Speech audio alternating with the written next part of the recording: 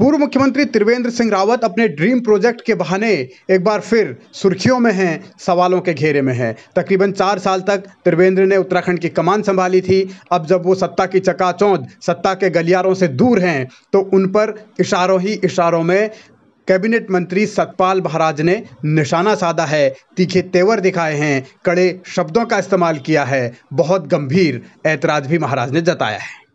योजनाओं, परियोजना, वार्ड सुरक्षा कार्य, ये सब तो आप लिख रहे हैं और सूर्यधार में आपने जो है 7 मीटर से 10 मीटर बढ़ा दिया बिना परमिशन के। ये क्या है? मतलब कितनी बड़ी अनामली है ये।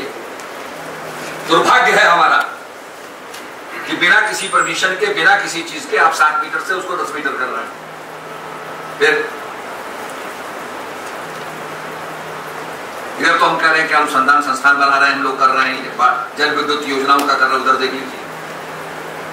Very shameful. इससे पता लगता है कि हमारी कोई कार्य संस्कृति नहीं है, जो चाहे कर लो, बिना परमिशन के कर लो।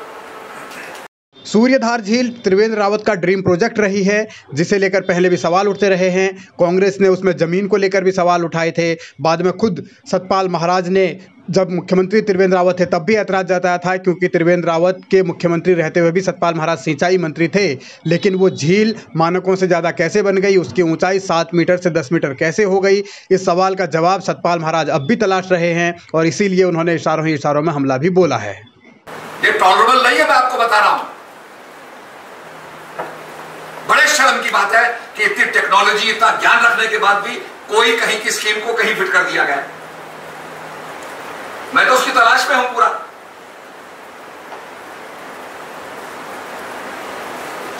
बहुत बहुत दुखद घटना है ये।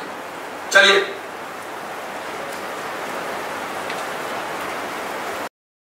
कैबिनेट मंत्री सतपाल महाराज ने खरी खोटी तो अधिकारियों को सुनाई, लेकिन माना यही जा रहा है कि उनका सीधा निशाना त्रिवेंद्र रावत पर ही था।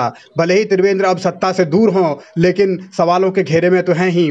सूर्यधार झील जब बनी थी तब भी बहुत सुर्खियों में रही थी। त्रिवेंद्र रावत इसे बहुत अच्छी तरीके से बनवाने की कोशिशों में जुटे थे, लेकिन सतपाल महाराज ने उस दरमियान भी बहुत सारे ऐतराज जताए थे। तब त्रिवेंद्र मुख्यमंत्री थे तो कुछ हो नहीं पाया, मगर अब महाराज जिस तरीके से तेवर दिखा रहे हैं और ये कह रहे हैं कि इस तरीके की चीजें बर्दाश्त नहीं होंगी, और वो अभी भी उसकी तलाश कर रहे हैं जिसने ये झील की ऊंचाई 7 मीटर से 10 मीटर करवा दी। अब वो कौन है, किसके इशारे पर ये हुआ है, ये सब चीजें तलाशी जा रही हैं।